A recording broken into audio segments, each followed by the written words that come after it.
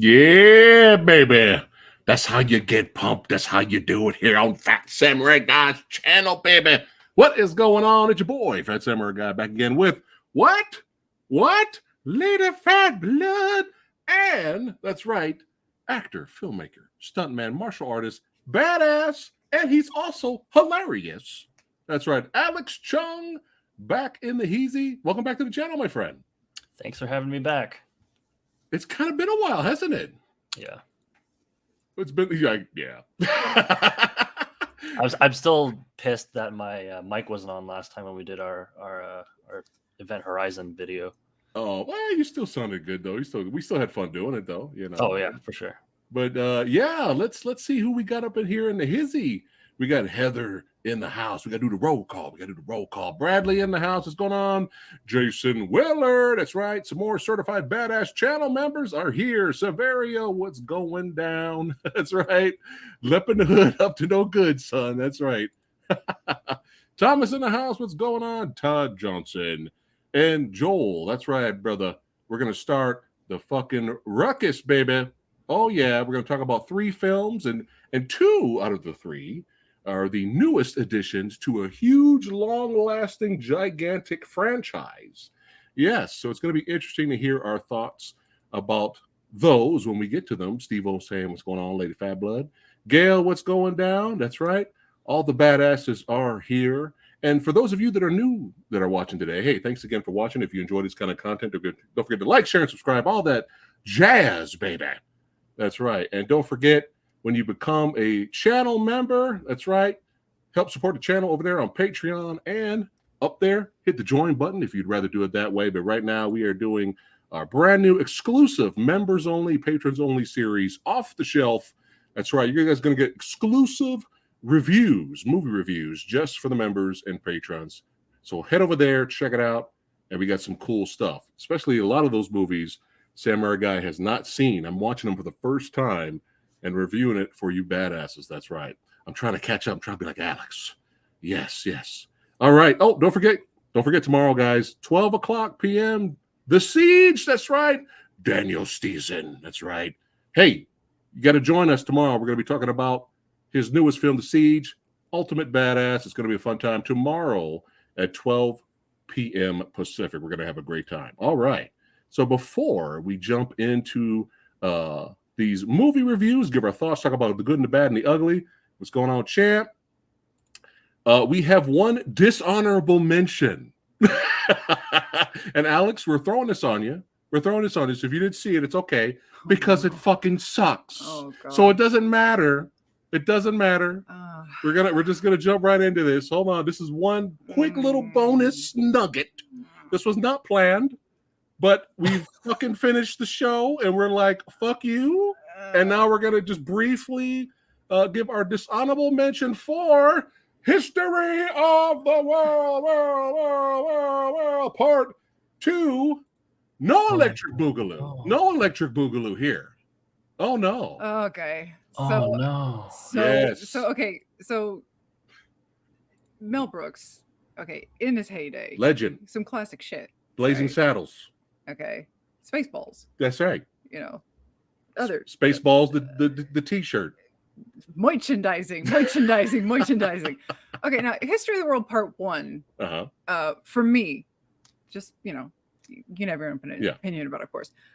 For me, like, I felt like it had a really strong beginning, and the middle was a little, we kind of lost our way, but the landing kind of came in and saved it. Right.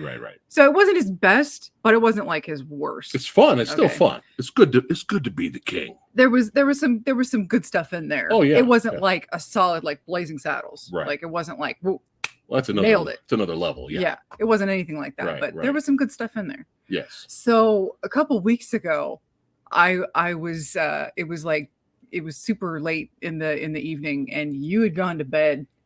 Yeah. And I had seen an ad on YouTube advertising History of the World Part 2. Yes. For Hulu, and I was like, oh no. Oh no. Yeah. And I forgot about it, and then like 2 days later I was like, oh my God. And I like had to tell you, go to YouTube right now, YouTube. And I made you look it up. And it was just like, it was like a minute and 30 of the most cringe inducing garbage sketch show bullshit. I couldn't, it was just like, none of it was funny. Like the whole Sexy Sumo, it was trash. The whole trailer, it's trash. The whole trailer, the trailer wasn't funny. And I'm like, dude, if your like trailer promoting your TV show isn't funny, we're in trouble. Yeah. And I was like, oh, we have to watch it because pain is our life. That's what we do. Now we will be honest here. There are moments throughout the show that we laughed at. There are moments that are funny, right? But after the first, we love the Rasputin jackass skits. Those are hilarious. But the problem is, after those first 3 episodes, comedy is like this. Okay, that hit, that sucked. That hit, that sucked. That hit, that sucked. When you get to episode 4, comedy's going hit once, mostly suck. 5, suck. 6, suck. 7, let's keep on sucking. And then 8, one amazing sketch where Jesus comes out as Rambo. They pitch a movie where Jesus is Rambo and he becomes Iron Man. And we were laughing hysterically. It was like we were like, why wasn't the whole show like this? Why wasn't the whole show like this? Yeah. So yeah, it's garbage. Now here's the thing. There's moments here and there where it's funny, but the problem is they keep going back to the same skits. They beat it in your head.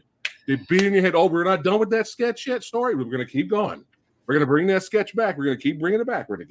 I'm like, dude, by what was it, episode 8, I didn't give a fuck about Shirley running for president.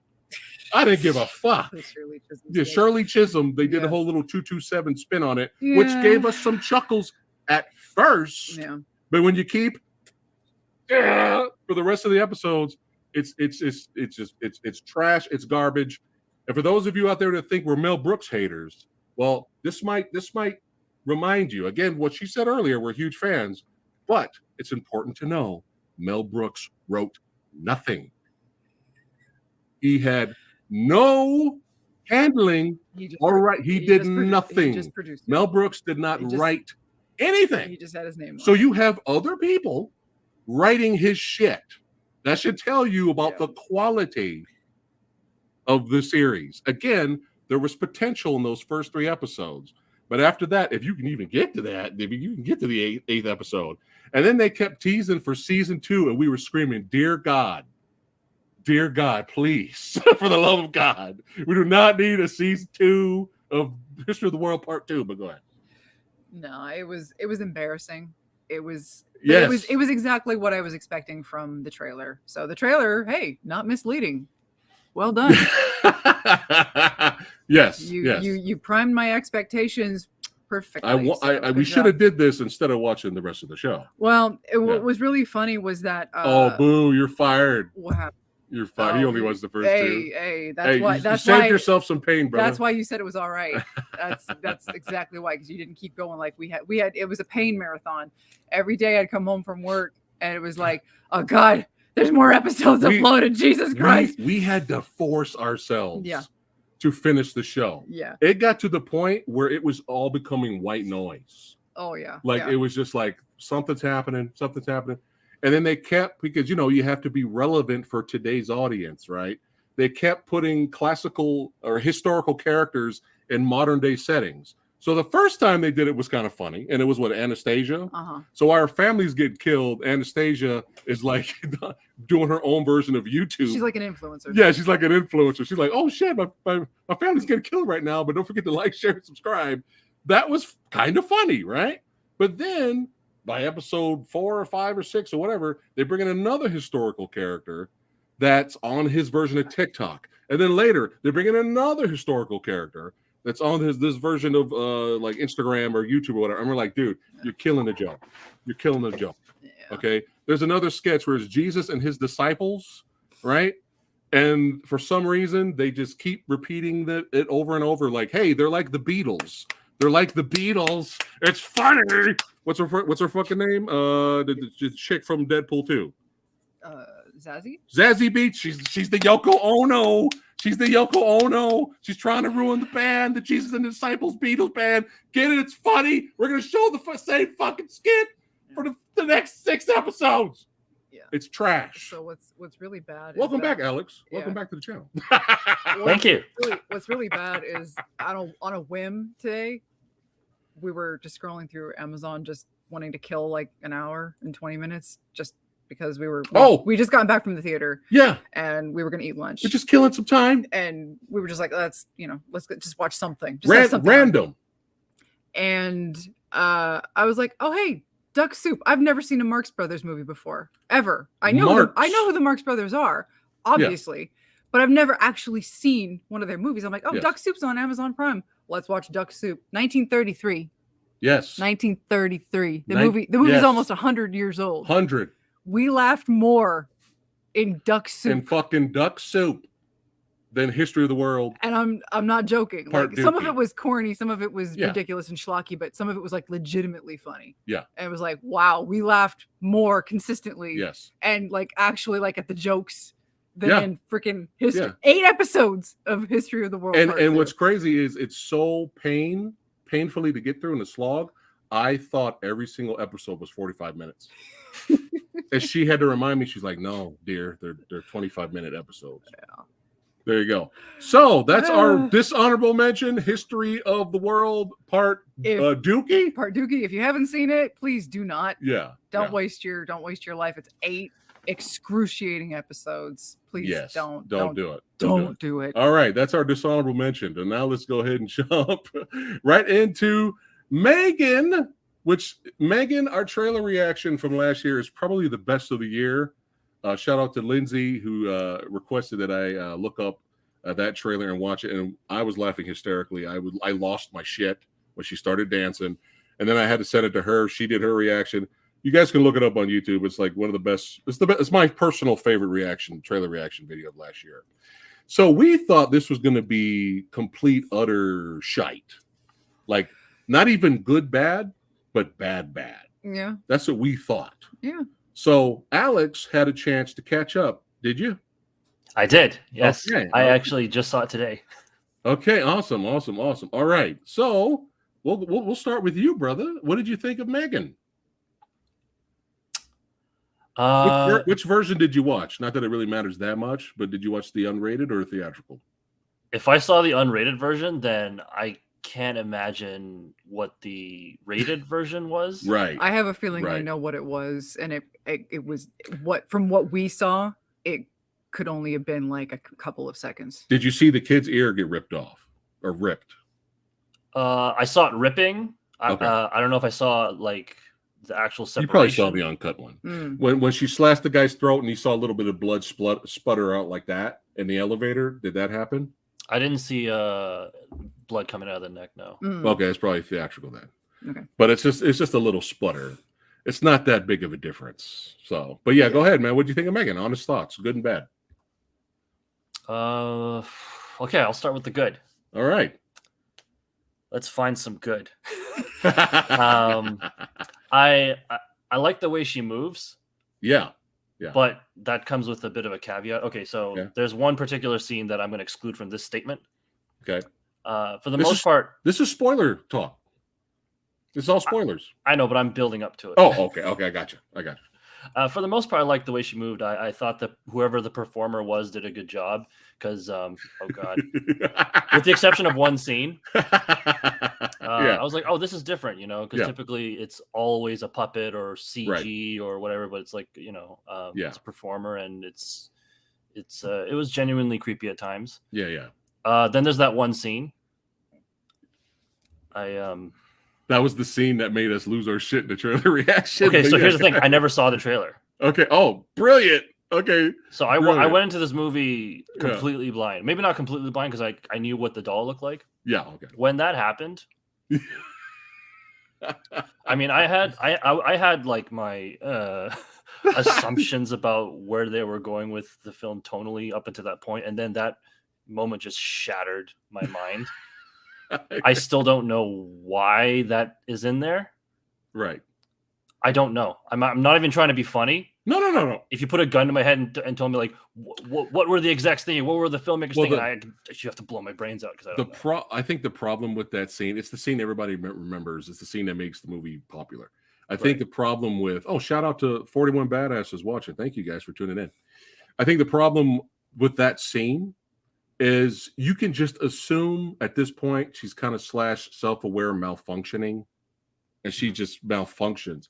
Earlier, she's dancing with the daughter. They're doing some bootleg TikTok stuff. But I think in that scene before she lost her shit and started doing all the dancing and stuff, I think the director should have made it a little bit more clearer. Okay, she's literally malfunctioning. Like, make it more clear. Like, she's, I don't think they did that. She just decided to do that, which makes it bonkers, which we should love. I guess we're kind of mixed on it. Like, we like it because it's bonkers, but then we're kind of iffy on it because it just happens. Mm. But that's not really our problem with the movie, believe it or not. But yeah, go ahead. Yeah, so thank you for that. You actually eased my mind because I've been thinking about. I'm just assuming. I mean, I don't know. It wasn't like, ha, this is so bad. It's funny. It was like, why? Why is this happening? Right. Okay, so I'm talking about good things, right? Yes. I mean, I appreciated that the film did have a point. Execution aside, there is a story. They're touching on things like dependency on technology, obviously, and dealing with trauma. There's a real story being told, and there's real arcs. And even though I see it all coming, it's still, it's not a pointless movie. Right. So there's that. Right. I'm sorry. There's a message. It. Okay. That's it. Okay. I'm so sorry. I thought there were more good things about it. Yeah. You got the message. You liked the performance of the girl. Oh, and they did a good job of mixing a little bit of the CG and practical, a little bit in parts, but it mostly was the girl performer that did everything. They just CG'd the face. But yeah, we've seen this story before. In the words of in the words of my brother, the master of remaster, Frank Jang, shout out to him. If people don't make dumb decisions, we won't have a movie. That's what he says. So it's like, we just talked about Chappie not too long ago, and it was just like, when has it ever gone right? When humans create a robot and try to give the robot freedom of thought, it's always gone wrong majority of the time. You know what I mean? You get cute little movies here and there, like Short Circuit, but it's always gone wrong. But you mentioned something when you were watching this. You said that you understand the story. You kind of like the message of it. But you mentioned that this was like Ultron done right. You said that, unless I heard that wrong. Did I say that? Yeah. In terms of because she wasn't like quipping the whole time. No, it was because Ultron in Age of Ultron. Yeah. He literally had like this briefest of moments in his development between coming online and then suddenly, humanity's evil, they need to be wiped out.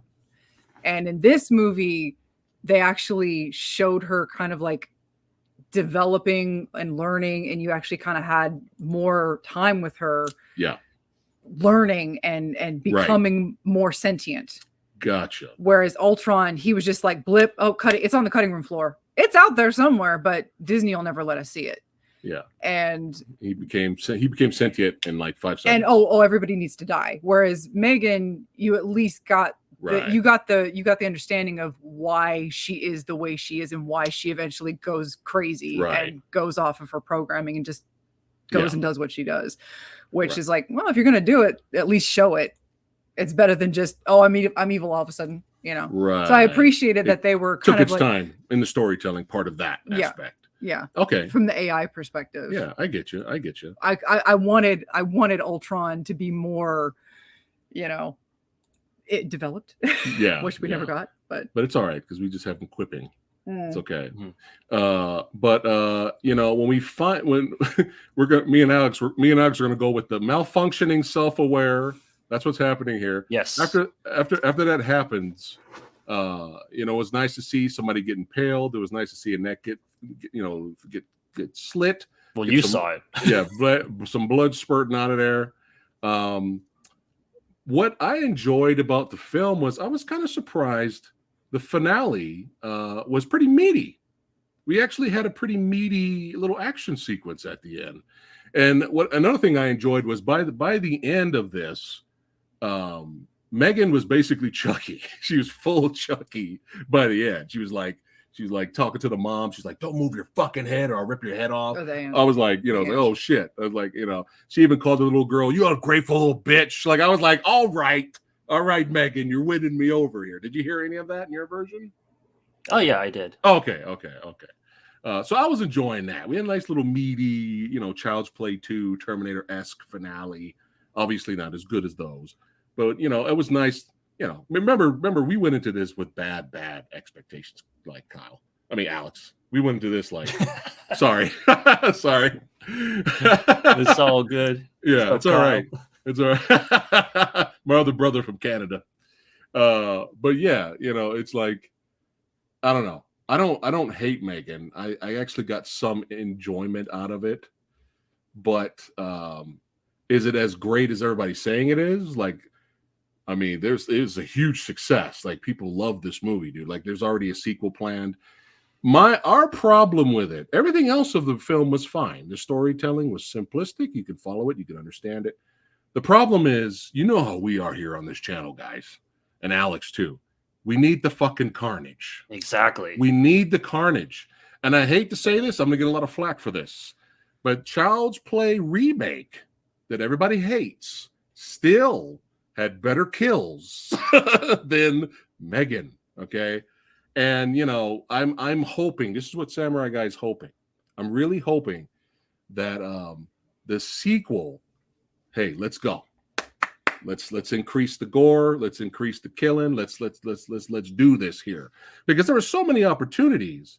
Like, why was she so selective in killing? Like, when she kills the comedian guy and the guy that was trying to betray the company in the elevator, she walks out in the building and everybody else. There's like hundreds of people there. Why is she not killing them? She just gets in the car and drives off. She's it's very selective killing. And so I want some more kills, like, killing the lady because her dog was fucking around. Sure, makes sense. That makes sense. But you gotta when you bring us there to the finale, you gotta deliver. And I know it was released in theaters PG-13. That's why we refused to see it. But we waited for the unrated version, and it's fine. It's not worthy of the title. No, it's not worthy of the title. It's literally a kid getting their ear ripped off, like completely off. Which my sensibilities, and the elevator kill. Yeah. Other than that, it's like, this is not an unrated horror film. This is, for lack of a better word, this is Child's Play. Yeah. Not the movie. Yeah. This is literal Child's Play. It's like, you gotta, especially coming off the heels of Terrifier 2. It's like, this is nothing. Well, I'm comparing. I know. I'm just saying, when you come off a movie like that, and you say, "Oh, the unrated version," I'm like, yeah, I thought, I did hear that, people were hoping that, people were like, well, maybe the unrated version, we see her kill the dog. They didn't show any of that. They just showed her kill the owner. But you don't want to. No one wants to see an unrated version of a dog kill. We want to see human dismemberment. God damn it! Yeah, I know. Come on. I know. But yeah, that's really our problem with it. Everything else is perfectly fine.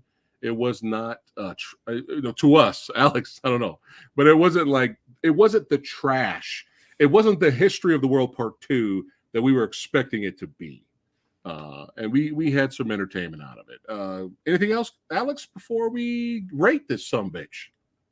No, I pretty much feel the same about, like, it wasn't a terrible movie. Like, I was never bored. Right. It didn't have a lot of fat to trim. It moved fairly well. And again, there's a real story. And I actually forgot to mention, I do like the lead. I forget her name. Yeah. Allison Williams, the actress from Get Out. Yeah. I mean, she has much better material to work with in Get Out, because she was phenomenal in Get Out. But here I still, very believable. And and I even enjoyed her character. I was expecting a real slasher. Yeah. And it was like it was kind of like a kid's movie. It's funny because, and maybe this is bad, my mind started to wander while watching the movie. I started thinking, maybe, I want to be fair. I'm sure there's a generation of kids who are going to watch this movie, and then well, years right here, later, we're right here. Here, this answers your question right here. M3GAN is the definition of a movie made for my generation, the TikTok generation. So there you go. okay, There you go. You just there you go. It's made for the kids. And I'm thinking, so our expectations for any satisfying, entertaining gore or kill sequences, we're not even, after reading this, we're really not going to expect that in the sequel now. Yeah. So Gail, thank you, Gail, for that, for setting us straight. So our expectations are like below zero now. We're not going to expect anything cool in the sequel. All right, go ahead, Alex.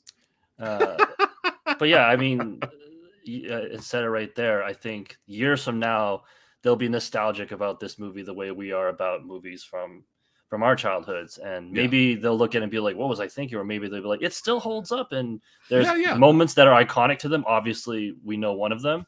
Yeah. And that's kind of cool, because I feel like it is very accessible to younger generations, because it's so vanilla to me. Right. It's brutal in very small doses, but I felt like I was watching a very long episode of Goosebumps. Right. Really. Oh, okay. Okay. I did have one specific issue or kind of issue I had with it, which is I could never figure out where the limits of her abilities ended, because she was controlling, like when the alarms are going off, she walked by and then she turned the alarms off, and I'm like, TX from Terminator 3 in the house too. In the house, yeah. The guy, sexy sumo. Turbo Kid had better kills than me. Well, Turbo Kid is not for the TikTok generation, sumo. So, but yes, I agree with you, my friend. But yeah, I mean, I want to see a little bit more. Again, with the selective killing, the two scientist helpers from the main lead, why didn't they die? They should have been dead. Oh, I forgot. Okay. All right. But you know what? Despite our issues with it, I did enjoy it for what it is. I was expecting trash. But let's go ahead and rate this. So remember, Alex, we switched up our rating system here on the channel. Instead of numbers, we do letters now. So C, and you can do a plus or minus if you want. So C is average. So Alex, what are you giving M3GAN? I'm going to give it a C minus. That sounds mean. No. Be honest. We're here for honesty. But at the very least, I was hoping for some gory kills, and I didn't get that. And because of that, it lost a point. Okay. All right. Boom. What are you giving it? Well, is it C's average? C is average. Then it would get a C.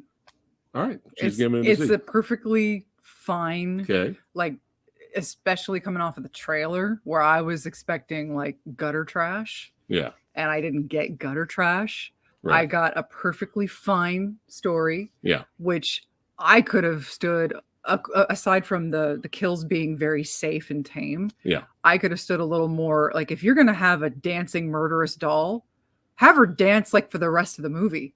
Have her go stupid, dumb shit. How amazing! The rest of the movie. Like, how amazing would that have been? Run with it when she goes into the lobby.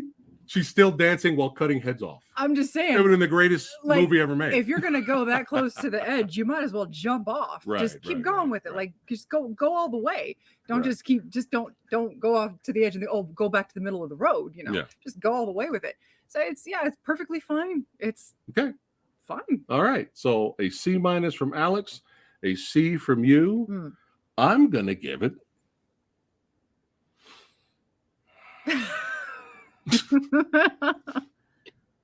I'm going to be honest. I was pleasantly surprised. I thought it was going to be trash. So I'm going to give it a B minus. I'm going to give it a B minus. There you go, guys. I think that's fair for the Samurai Guy. Awesome, amazing kills or action set pieces with the doll. I would have raised it. up. But yeah, there you go. C minus. C minus, C. B plus from Samurai Guy. I think that's sufficient. B plus. All right. I'm sorry. No. B minus. Sorry. B minus. I almost had a heart attack there. All right. Let's keep on rocking and rolling. All right. Let's go ahead and talk about Creed 3, baby. All right. Alex, what'd you think about Creed 3? I'll start by saying one of my favorite. So I don't know how many people know this. Michael B. Jordan has gone on record in saying that anime was a big influence on the action scenes. He named Hajime no Ippo and Naruto. Yeah. So, okay, I'm so happy you have this picture. I'll start my review by saying one of my favorite shots in all of Dragon Ball Z was in this movie. And because of that, it earns a ton of points. Nice. And it was done well. I mean, you could reference Dragon Ball and not do it well, like many have tried. But I really dug that. All right, I really Jason, liked have it. a good one, brother. Have a good one, brother. Nice. You hated it. All right. Oh, nice, brother. Nice. But I think that everyone's major concern was, is this doable without Stallone? You know, because Stallone it will always be the heart. Is it possible? I am happy to say that it is. You know, I already accepted the fact, especially after Creed 2, that Stallone wasn't going to return. Stallone literally stands outside the ring and looks up at Adonis Creed in the ring and kind of salutes and is like, it's your franchise now. That literally happened in the last movie. So I wasn't even expecting, I don't know why people were expecting Stallone to be in this. He passes the torch, and now we have Adonis Creed, who is basically the Rocky for a new generation. So I didn't have an issue with that. But very well done. You know, at this point, the movie starts off with him kind of having a rematch with the guy he fought in the first Creed. And I love the way, you guys know how Samurai Guy is. Alex and Lady Fat Blood, we love the way the fight scenes were filmed, edited. The camera work was very well done. Props, because, you know, that'd be the first thing all three would be bitching about if they fucked it up here on the channel, or, you know, in the movie. But let's talk about Adonis. I mean, well, no. After this, Adonis Creed goes into retirement and just kind of, you know, takes control of the gym, just enjoys the riches, promotes new fighters. And was it Felix? I think it was Felix, right? Alex is it's kind of their champ. I think that was his name, right? And they're kind of promoting him. And that's where he is. You know, Adonis is in he's in a great place. And then he gets a visit from this guy. That's right, Dame. And this is where and we saw this movie with the Cranky Critic, who's a big Rocky fan. This scene right here, already we were like, all right, Michael B. Jordan is really winning us over here in terms of directing. There is so much emotion in this one scene of them just talking back and forth, trying to catch up. You know, Dame's been in prison, and just look at the little subtle things in Jonathan's face. You know, he's like happy, then he looks like concerned, then he looks like he's about to cry. Then he, you know, it's crazy. It's so well acted, so well done. In that scene, there's this underlying tension. Yes, you don't know what it is yet. Right. And that's something that it's just a credit to the performances and the filmmaking in general for that one scene. You know, one of the things that I was worried about in this movie was, you know, you start off with a flashback. Oh, all of a sudden we've got Adonis in his childhood and he's got this best friend that we never knew about. And oh, they have this history and stuff like that. It worries me because it's almost like you're shoehorning in all this stuff for the sake of this new movie. Right. And that can go south very quickly in the hands of a bad story, in the hands of a bad director, in the hands of a bad performance. Right. I think with the Damien character, any other time and place, any other actor, his character could have been destroyed by a bad performance because of what he has to do, what he has to pull off in this movie. He has these moments of being very vulnerable and being very tragic. Yeah. And then being an aggressive, horrible bully. Oh yeah. And every part that he plays, whether it's the vulnerable, tragic, traumatized person or the asshole bully that's going after Adonis, that's gotten what he wants, that's done these horrible things to get what he wants, all of these aspects of his character are genuine and true. And I think that was very interesting that he was able to pull that off. Yeah. And again, in the hands of a lesser less capable performer, it could have been a disaster. Right. But we have to protect Jonathan Majors at all costs. Why? Because of this? Yes. Essentially, am I good yes. or what? Am I good or what? Essentially, yes. Yeah. Because he was the show stealer. Damn it, Sexy Sumo. What is oh, God, no. And they could have done that because the last movie, was Drago Jr. I mean, we could just keep pulling from the well of legacies. To be honest. And that would be cheesy. Yeah, that'd be cheesy. Scream. I'm sorry. Oh, I'm sorry. I'm sorry. No, we ain't got to scream yet. I'm sorry. Oh, damn. I'm sorry in my throat. You guys have just arrived. Let me drink some water. It's all right. We got Alex here to balance things out. I got dry throat. All right. I'm sorry. But for those of you that wonder, we have not seen Ant-Man yet, but we know it's trash. All right. So we'll eventually watch it at some point for free. But yeah, really quickly, Alex, talk about the plot with their past. When we talk about the plot, no, their past, just their past. Oh, just the past. Okay. Yeah. Well, they're friends. Dame was a fighter. I get the idea that Adonis knew how to fight too, but it was really just Adonis was his corner. And after a night where Dame had a victory, they stopped by a convenience store. And what I like is I know I'm supposed to summarize, but it's neat to comment on. It was very smart to show the flashback in pieces and not just give it all at once. Yes. And for some reason, young Adonis attacks this man violently. Right. There's something really serious going on, and he must have a really, really strong and personal reason. But before you know it, we're back to the present, and you're just left wondering, how did Dame get involved? We know he had a gun because he saw the gun in the bag. And it turns out that it's weird. Like, it's funny. I'm like the worst person to summarize it because it's kind of muddled to me. And I think it was maybe intended to be that because it's more told than shown. Right. That because of what Adonis did, other guys jumped in. Dame came to back his guy, pulled the gun out. Cops showed up. It was a mess. Adonis ran because he was scared. Dame got arrested.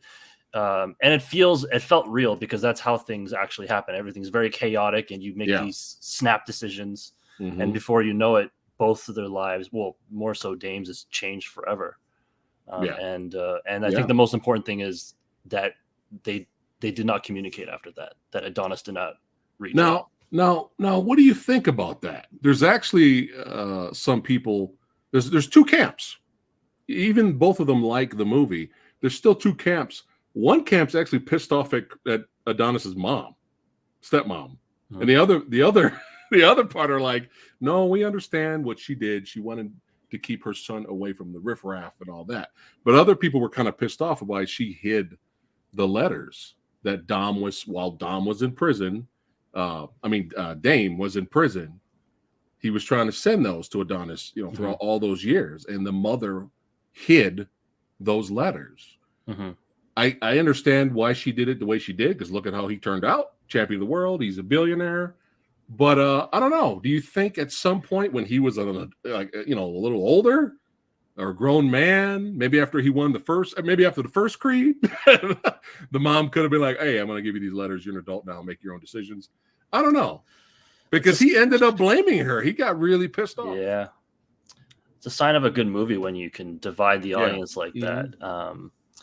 I obviously I see I sympathize with everyone. I see it from everyone's point of view. Like the mom, I understood why she did what she did. I think, kind of to your question, I think as time goes on, it's easier to just keep doing what you're doing. So if you don't reach out to someone and years go by, you wouldn't be like, oh, maybe I'll reach out. No, I'll just keep doing it because it's comfortable, it's safe, it's familiar.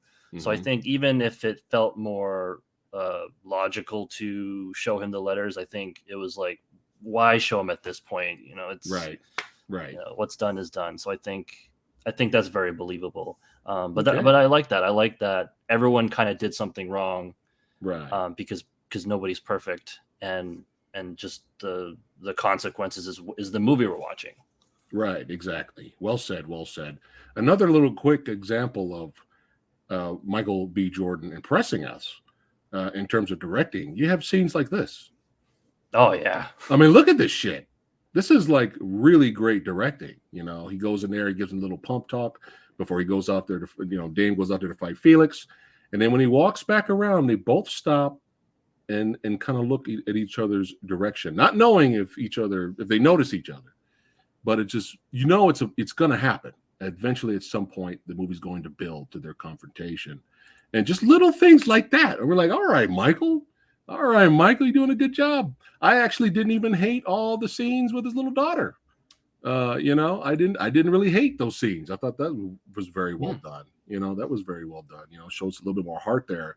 Mm-hmm. But one of my favorite scenes in the film is Dame going full heel against Felix and cheating and doing all these street moves, fucking him up with the shoulder. I mean, doing all kinds of stuff to win. And I love how he kept slowly injuring him bit by bit and then going back to his corner, sitting down between rounds, not showing any emotion. He's just sitting down, just ready, just calm, just, you know, whatever, you know, ready for the next round. I love that, man. It was great. Great heel moment there, man, where he just went total eval on, hey, this is his shot, man. This is his one and only shot he was going to get at the title, you know. And of course, this goes bad, you know. Once he turned full heel, didn't go too well. And I was actually not surprised he punched Adonis right here. I was like, Adonis, what you doing, man? You by yourself. Like, you by yourself. He's got his whole entourage with him. What are you doing? Why are you going back there trying to pick a fight? That was stupid. But no, it just led to the rivalry, and our boy here had to come back out from retirement, man. And how awesome was this? I was lucky that I didn't see the second trailer because they spoiled it. But how cool was this that we saw Drago's son show up, son, and help him train? Yeah. Dude, this was so amazing, bro. This was so good coming in there helping them train. That was great. Little things like that. But go ahead. I couldn't help but feel like that was also kind of a little bit like an anime influence in how, like, in a lot of anime, especially fighting anime, like former rivals end up becoming friends later, or like not like best friends, but like, oh, you know, like sparring friends. Yeah. And that just kind of reminded me of anime a little bit, how him and Drago were kind of like going at it, but they were like, you know, on a friendly terms. That was just kind of just something I found like really, really cute. Just like, we're on speaking terms, but come on, like, beat the shit out of it. It's still we're such manly men, you know. Yeah, it's still, and he didn't go soft on him, which I love that. Yeah. He's like, no, man, you come back to fight for the belt. You need to be ready. Let's go. He went right after Adonis. That was great. But here, let's get to the finale now. We were in the theater. Oh. We were in the theater when it happens and then finished. I turned to her, and it was almost on cue. We both looked at each other. We both looked at each other and said, holy shit, that came out of nowhere. Was not expecting that. Mm-hmm. Wow. Mm-hmm. Thank you, Creed 3, for trying to do something new to keep the franchise fresh. Yeah. Thank you, Creed 3, from thinking outside the box. Yeah. We absolutely love this sequence, and I'm sure you know which sequence we're talking about, Alex. We're going to get to it. But we loved it. Yeah. However, there is another camp that say, when that scene that we love so much happens, took them out of the movie, they hate the fucking movie, 0 stars. We're going to get to it. So, to each his own. Films are subjective, right? Especially when we get to Scream 6. But it's the scene where they're fighting, they're brawling, going back and forth. And then all of a sudden, things get quiet. The crowd disappears. The lights dim. The camera slowly focuses in on the two men, because you know what? This is personal. It's not about the crowd. The crowd doesn't need to be there. This is a personal, mental fight. Dame looks across at Creed and sees Creed when he's a child, sees him as he did when he was a child. Yes. Creed looks across at Dame and sees Dame as he was when he was younger. And then all of a sudden. Yeah. And then, like I was saying, things get dark. And the crowd disappears. And a mental fight happens. And when Dame starts rushing Adonis, it's the round. It's a visual storytelling. It's the round that happens, but in their heads, the crowd disappears. Right. Yeah. And they start seeing flashes of each of their youths. Yes. So Dame sees him beating the crap out of Adonis, but he sees a jail. He sees prison bars. Yeah. And there was this, basically what you find out from Adonis's side of things is that the reason he jumped that old guy outside of the liquor store is because when they were in the home together, there was this dude. He abused them. Yeah. There was this dude that abused the crap out of him and the kids. Right. And there was this, it wasn't like a punching bag, but it was like something like a pillow wrapped around something. Right. And that was part of what he was dealing with mentally. Right. And that showed up as he was beating the crap out of Dame. Yeah. It was, I hate to use the word brilliant because sometimes I use it too much, but for a boxing movie that stems from an 80s Rocky franchise, it was so unexpected. It was so out of nowhere for it to turn into, because the movie was the whole movie ended up dealing with trauma, dealing with your emotions, dealing with this, that, Adonis especially was having such a hard, he was getting angry. And that's where the little girl came in. I didn't really care about the daughter and all that aspects. The kid thing was like cheesy, but she was having anger issues, and that was forcing him to deal with his anger issues. And him and his wife were having conflict. His mother were having some problems. Right. And he didn't want to talk about all the crap that he had been through as a child. Right. And he's like, what's the point? I don't want to do, I just don't want to deal with it. And for all that to just kind of like come spill out into the ring. And for it to have that visual storytelling, it was like for just that one round. Yeah. It was so welcome. It was just such a nice change of pace. Yeah. It was very unexpected, and it was ballsy because, again, not everybody liked it. But Alex, let us know what you think about that scene and how much you hate it. Well, as kind of like the co-main event to Scream 6, I will say that even as much as you loved it. Okay. All right. Be honest. We're here for honesty here. I don't see what the big deal is. Now let me explain. Okay. I thought it was brilliant. Okay. I don't see what the big deal is of people being taken out of the movie. I don't know, like, have people seen Rocky 4? That is the over the topness of Rocky 4 is still far more than this and Drago was super symbolic visual we're getting. Right. It made perfect sense. Okay. It's great. I mean, it's outside the box. It's not there just to be outside the box. It's there for a very deep story, deep character reason. It's also, from a production point of view, great because you don't have to worry about all those performers in the background for this choreography and the bad green screen. We don't have to worry about the green screen stadium, but it's okay. We forgive it. It's all right. Yeah, no, it worked really well, and I loved it. I don't know why people are making such a big deal out of it. Yeah. Well, I'm glad to hear that you loved it, man. That's awesome. Yeah. Hold on a second. Oh my God, John Bonney, sir! Holy shit, sir. Legend. Thank you so much, my friend, certified badass channel member. What's up, PhatSamuraiGuy and Lady Fat Blood? Great to see you guys. Hello, Mr. Chung. Can't wait for John Wick Chapter 4. Yes. Lance Reddick. Yes. This hurt, guys. That stung. It hurt. That it hurt. Stung very much. Yeah. That hurt. Thank you so much for the super chat, my friend. But yeah, losing Lance, that kind of ruined my day, dude. Like, I was like, God damn it. Yeah. I was posting all this funny stuff earlier just to have fun and make people laugh on Instagram.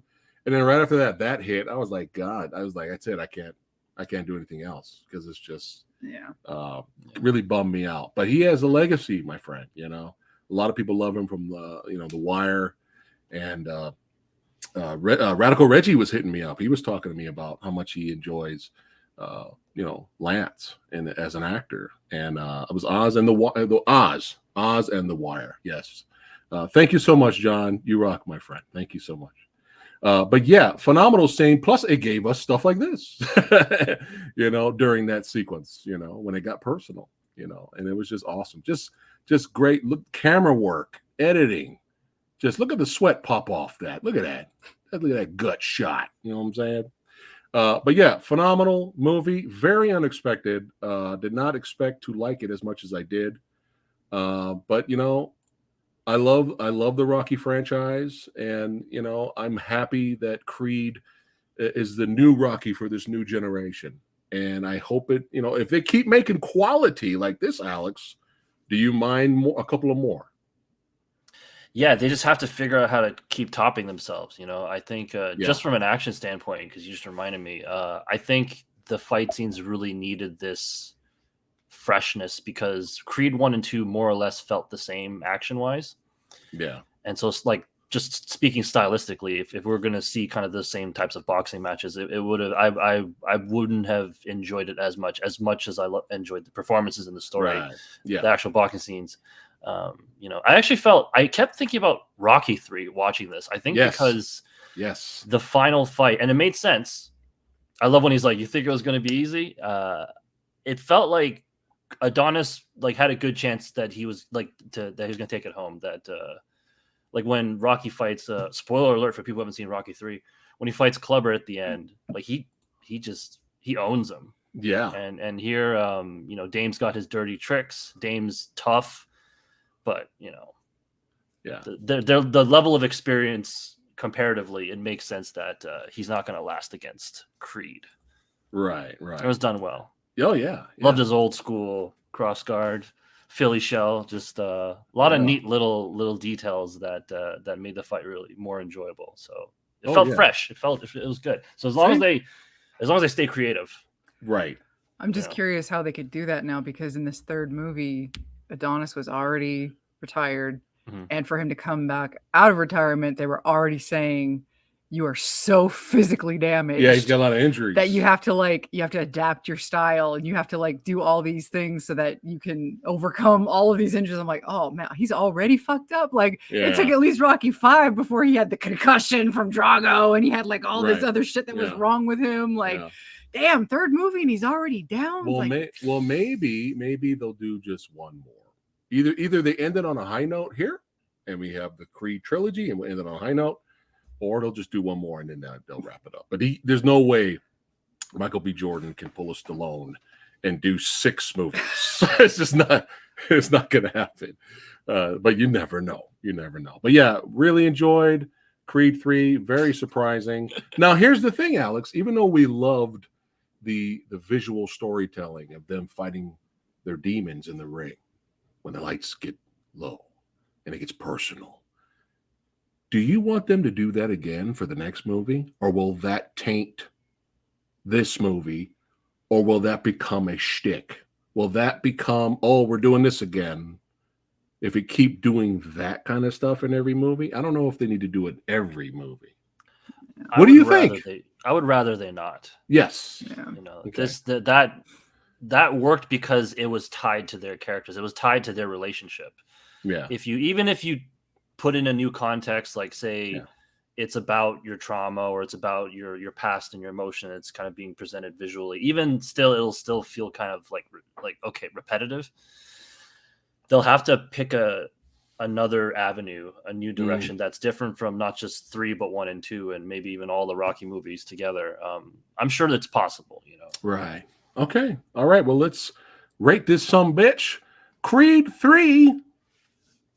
Alex, what are you giving it?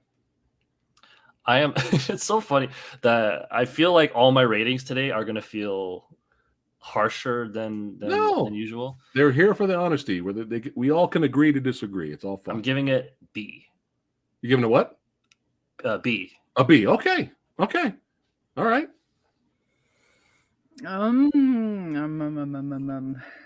Oh Lord, I'm not. I don't know what I would give the others. I don't remember what I would have rated the others. I want to read. I haven't watched the first Creed, which a lot of people think they still say it's the best. I want to rewatch it before Alex, maybe in the future, me and you could do a ranked for the Rocky franchise. I think that'd be fun. Yeah. That'd be fun. But I need to rewatch Creed 1. I'm so Stallone Rocky biased. I mean, by default, I'll say the first Creed's better than this, but I need to rewatch it. But yeah, go ahead.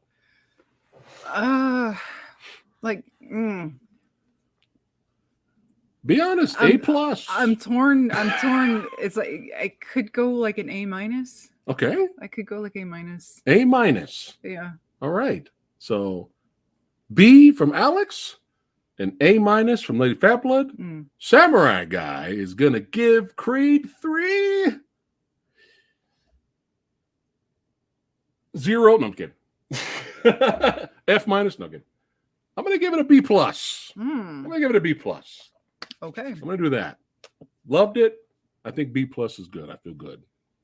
Okay. Actually, I changed that because I gave Megan a B minus. Creed 3. Creed 3 is now an A minus. Fuck it. All right. Yeah, we got to have that gap now. We're going to have that gap. All right. I'm perfectly fine with an A minus. Okay.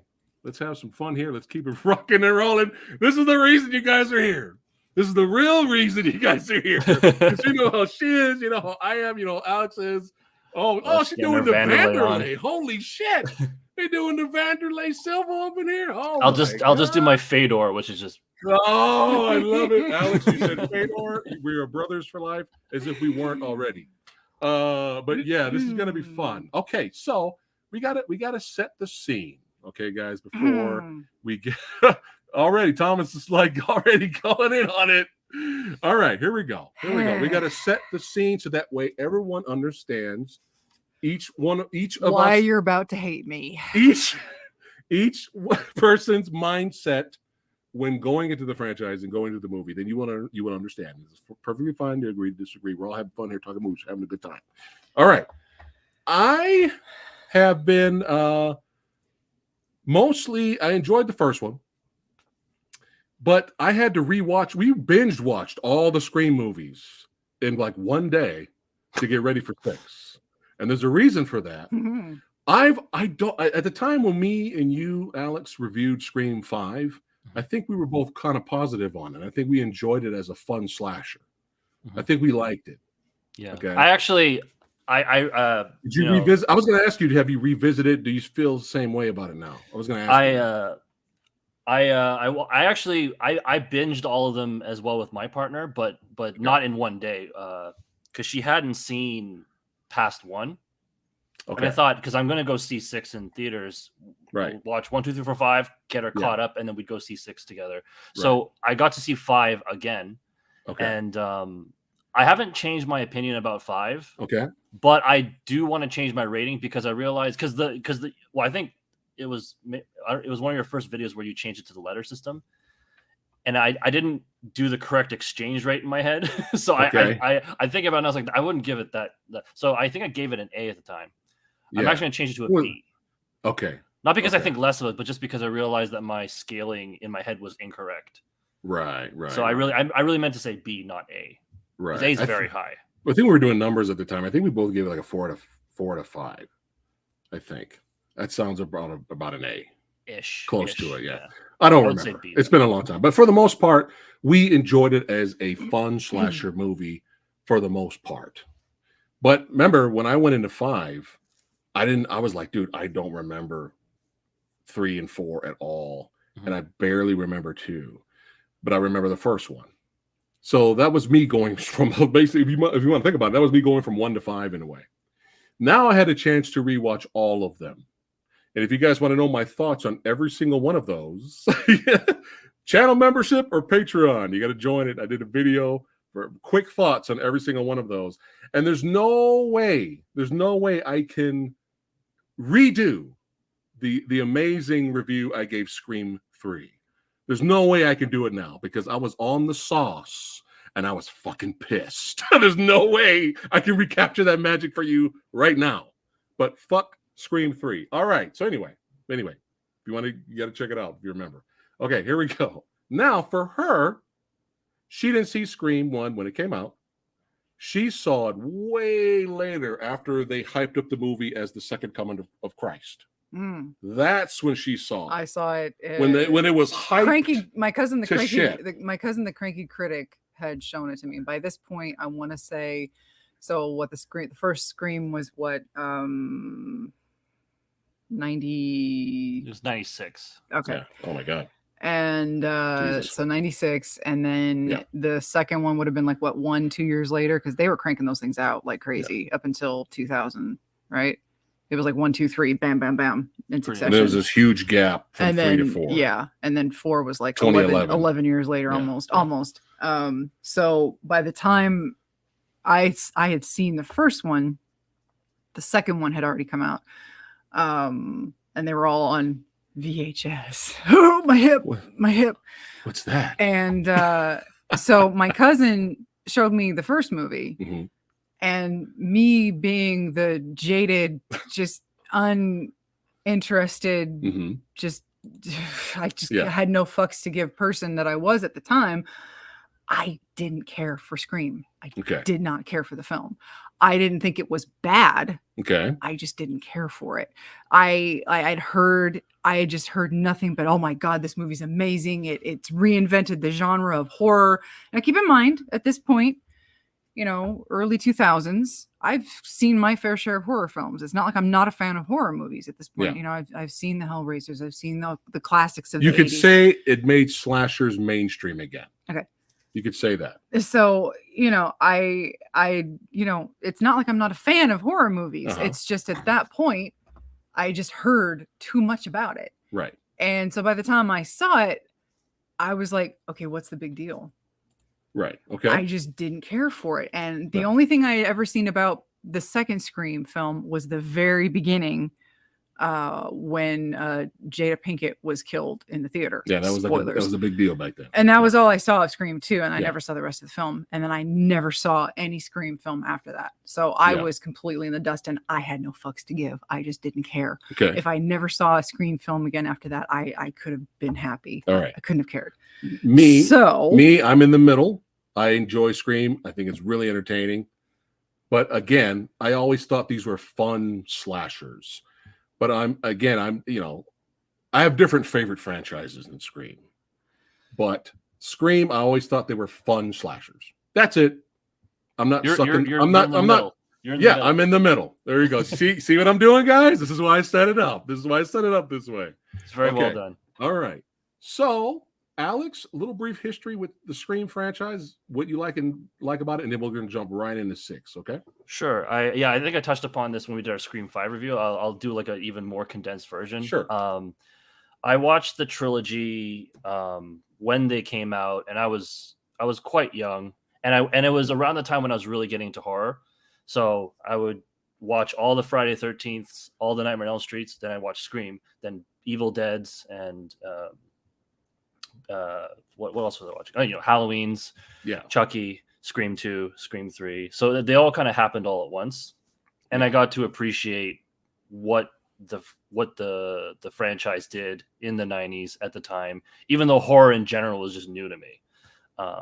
And it became one of my favorite slasher series at the time. All right. Okay. And so I have different opinions about 1, 2, 3, but all in all, as a franchise, like I was a fan of it overall. Okay.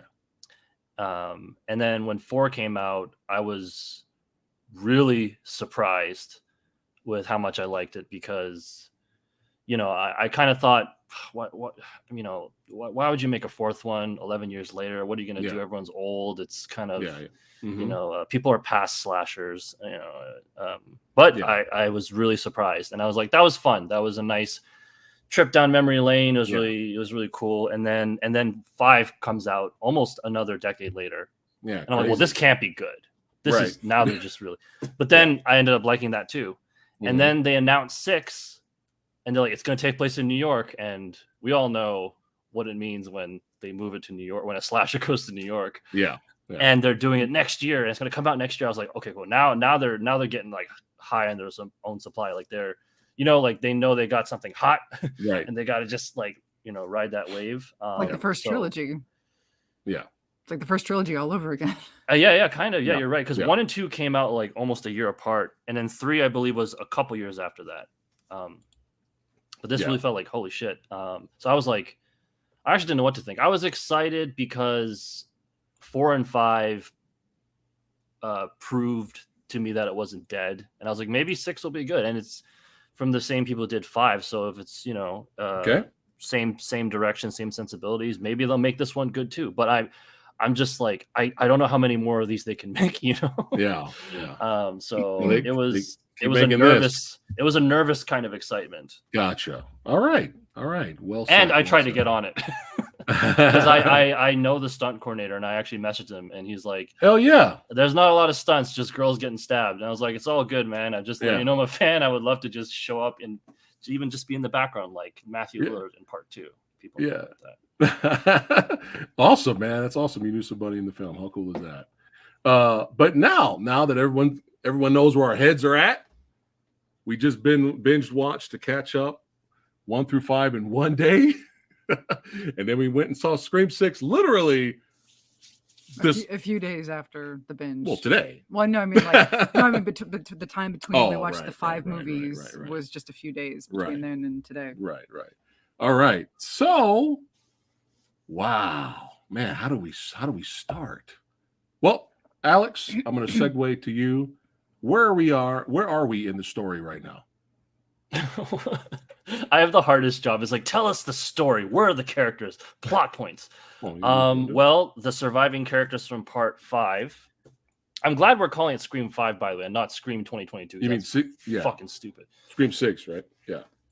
Oh, I mean, like when we refer to the 5th one. Oh, gotcha. We actually say 5. Right, Scream 6. Right.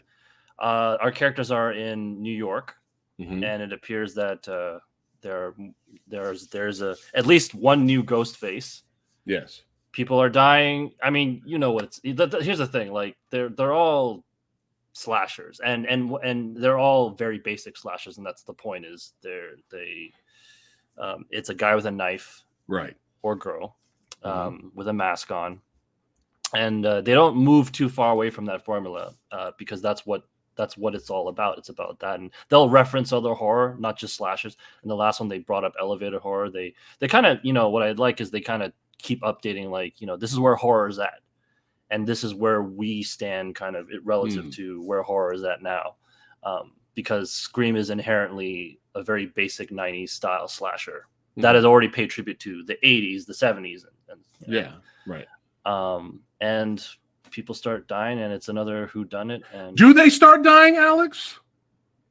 Do they start dying? We're gonna get to that. We're gonna get to that in a second. We're gonna get to that in a second. Okay. But yeah, I mean, our characters here, Ortega's in college. We have the twins, Randy's niece and nephew here. Everybody's trying to move on with their lives, especially Sam going to see the psychiatrist, which backfires. I was laughing hysterically at that because I was like, this dude's like, whoo, look at the time, man. Look at the time. Because she starts talking about, her dad, Billy Loomis, and how she has certain urges at some point. And of course, all the trauma she's been through. But yeah, I enjoyed the beginning, dude, because it's like, it sets it up like, okay, we're going to see a typical Scream beginning where someone gets singled out, and gets killed. And I like how they kind of kept going with that. And Samara Weaving, shout out to Samara. She gets it in the beginning. I love that line because when it keeps going, it follows the guy who killed Samara Weaving, and he goes back to his apartment, and he's got a partner, and you find out Samara Weaving is a professor for slashers, right, Alex? She's like a movie at the school. She's a professor. Yeah. Right. And I'm like, man, can I take that class? That's like awesome. Learn about Argento all day, that stuff. But the guy that killed Samara Weaving gets attacked by another ghost face, and he gets killed. And I love how he's sitting there like, we got to finish. Was it Richie? Richie. We got to finish Richie's movie. And and Ghostface looks at the camera and goes, fuck movies, and this blah. And then we get the title. I was like, yeah, all right. I'm digging that. Okay. Let's see where you go now, movie. So again, I think one of the positives that I think we both really loved about the film, despite the rating she's going to give the movie, this is probably the most relentless and fucking brutal we've seen Ghostface. I feel, compared to the other ones. Ghostface don't give a shit. Ghostface is going to go into a liquor store with a shotgun. He doesn't care. He's going to attack you while you're on the street. Going to attack you in the daylight in the subway and enjoy it. Yeah. Like the way the Ghostface. I mean, the stunt people. Shout out to the stunt people. But I love the way they were slashing, stabbing. It wasn't this little dainty fucking popsicle on someone else's back shit that we got in fucking Scream 3. Sorry. Fuck that movie. Anyway. So, but yeah, this is the most brutal, man, you're ever going to see Scream. And Ghostface. And he was just enjoying himself, being relentless here, just fucking people up. And we loved it. And at least that part we loved. And, again, the liquor store scene was great. There was some suspense there. There was some tension. It was very well done. There's some really, really good stuff here. Now, is there any negatives, Alex, before we get into our negatives? We're doing negatives then positives? Actually positives. Keep going. What were some of the positives for you? And you jump in whenever. Okay, yeah, because I have both positives and negatives for this movie. Positives. I love the opening. I love that because like every Scream movie seems to cut to title when Ghostface is slashing at the camera. He'll say something. Yeah. He's like, now I see something red, but then it keeps going, and I'm like, you're right. It's kind of uncomfortable. Like, right. like it was supposed to cut to the title, and then there's the first Ghostface reveal. Yeah. And then we're in uncharted territory, and it's literally Jason Takes Manhattan because he's watching.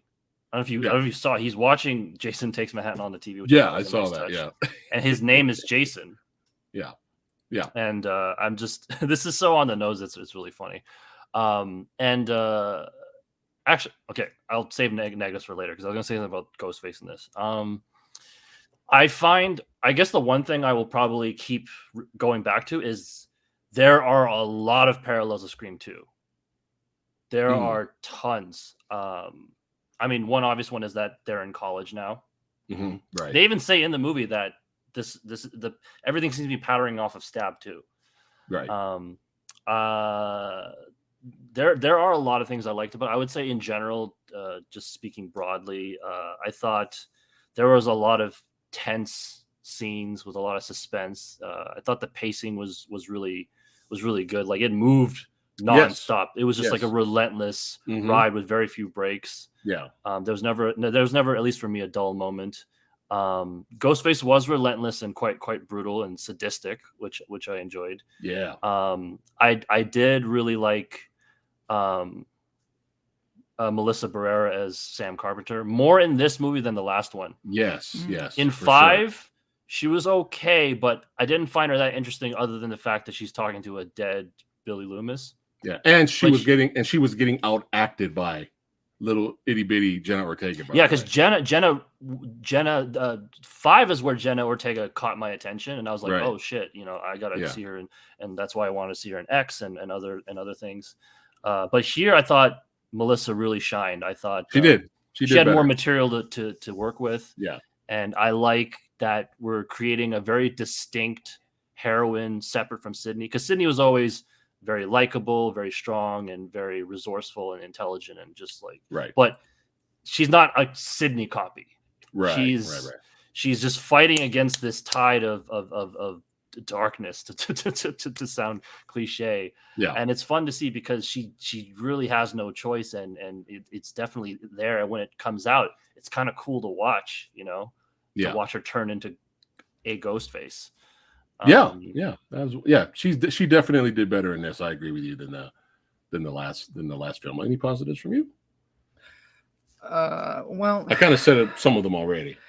Yeah, it was come back to the this was my favorite version of Ghostface so far. Right. I did enjoy at the very beginning with the Samurai weaving. It was great. That was nice. I liked the we get a ghost face, and then immediately he just rips off his mask. And it's like, oh well, that's different. Yeah. But because come to find out that they're just like they're not the primary ghost faces that we're going to be watching.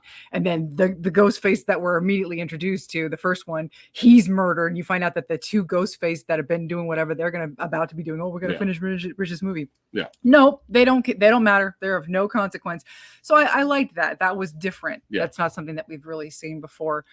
Going back to the Sam character, I did not care for her at all in 5. And the whole Billy Loomis had a daughter bullshit. It was like, oh God, here we go. Where Sydney had a brother and she's got a niece and everybody's got. It's like, okay, yeah, okay, fine, whatever. It was just so family. Yeah, it was just so contrived, and it was just, and now he's even though she's never met him because he died obviously before she ever had a chance to know him.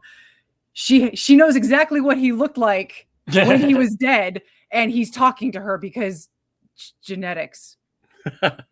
Because the sickness that was in him, it's in her, I guess. Is it? So it's just, I hated all of that. I thought it was stupid, and I didn't care for any of that. And her acting in 5 was kind of garbage.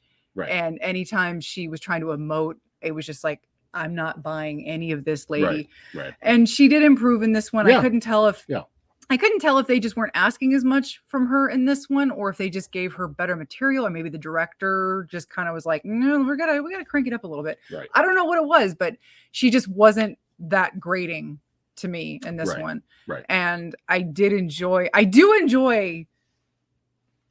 her stabby stabs. Oh, she went off.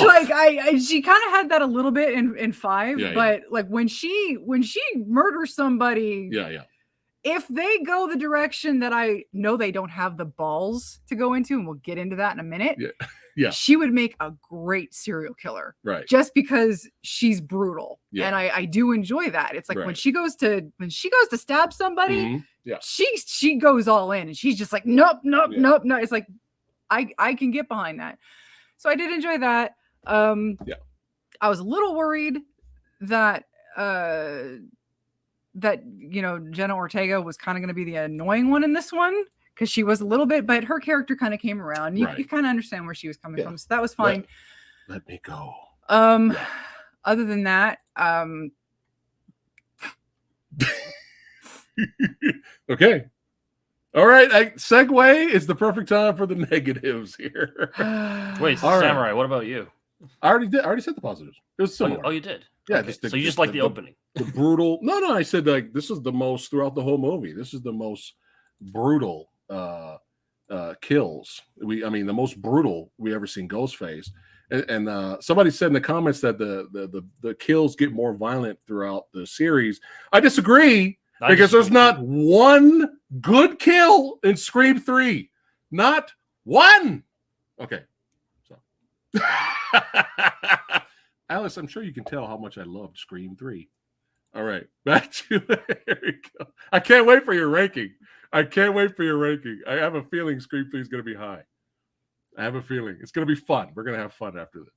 All right. Here we go. All right. So, yeah, the positives. Again, the opening. The brutal kills, some great scenes of suspense. The scene on the subway, very well done. Great suspense building. Good stuff, man. There's some great stuff in here. Really good stuff to the point where remember, she's not a fan of the franchise, not even really impressed by the first one. Saw it way after nostalgia.